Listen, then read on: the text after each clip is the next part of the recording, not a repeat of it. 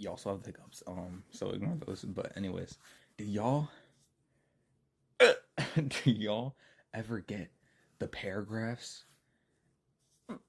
Yo, do y'all ever get like if I ever see a hey so at the beginning of a paragraph text? Heart drop. I'm dead inside. I'm actually about to cry.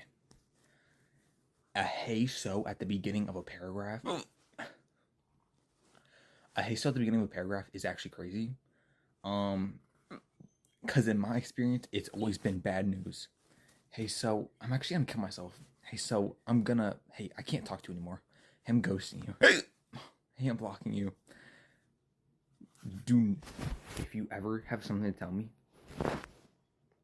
you better type in some 5 sentence bubbles, text bubbles, 5 words, 5 words max.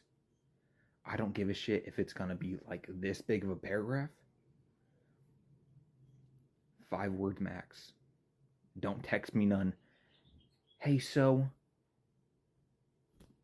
I will cry. I'll send you a video of me crying. I'll send you a video of me about to kill myself, about to jump out this window. Cause where do you get off trying to scare the shit out of me like that?